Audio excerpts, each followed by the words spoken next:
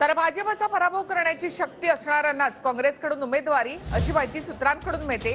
विदर्भ, उत्तर आणि पश्चिम महाराष्ट्रामध्ये काँग्रेस ताकदीने लढणार अशी माहिती सूत्रांकडून मिळत आहे। काँग्रेस आपल्या परंपरागत जागांवर देखील दावा करणार आहे। खरगे राहुल गांधी राज्यातील जागांसंदर्भात 1 ते 2 दिवसांमध्ये निर्णय घेतील असंही कळतं। अधिक माहितीसाठी आपण थेट जाऊया दिल्लीमध्ये आमचे प्रतिनिधी संदीप राजगोळकर यांच्याकडे। संदीप, काँग्रेसची महत्त्वाची बैठक झालेली आहे, तर या बैठकीमध्ये नेमकं काय ठरलंय?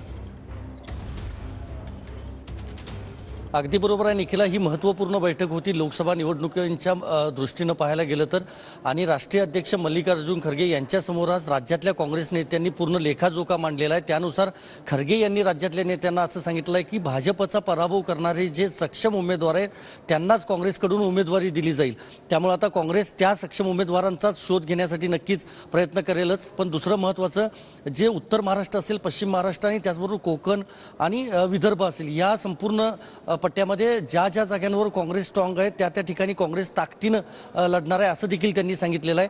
दुसरं महत्त्वाचं, राहुल गांधी यांनी राष्ट्रीय अध्यक्ष मल्लिकार्जुन खरगे यांची येत्या 1 ते 2 दिवसात पुन्हा एक बैठक होईल। त्यानंतर संपूर्ण या महाराष्ट्रातल्या जागा वाटपासंदर्भातला जो अंतिम निर्णय आहे तो होईल। मात्र आज राज्यातल्या नेत्यांनी जो लेखाजोखा आहे, म्हणजे कुठल्या भागात आपला उमेदवार निवडून येऊ शकतो, कुठला लोकसभा मतदारसंघ हा स्ट्रॉंग आहे, या अशा पद्धतीचा सगळा जो लेखाजोखा आहे तो राष्ट्रीय अध्यक्षांसमोर मांडलेला आहे। त्यामुळे ही एक बैठक महत्त्वाची म्हणता येईल। आता महत्त्वाचं हेच आहे की महाविकास आघाडीमध्ये काँग्रेसला कितपत स्थान दिलं जातं, मात्र अंतिम निर्णय जो आहे निखिला तो मात्र राजधानी दिल्लीमधूनच होणार आहे। नक्कीच धन्यवाद संदीप एकूणच माहितीबद्दल। तर काँग्रेस आपल्या परंपरागत जागांवर देखील दावा करणार आहे आणि राज्यातल्या जागांसंदर्भात लवकरच काँग्रेस निर्णय घेणार आहे।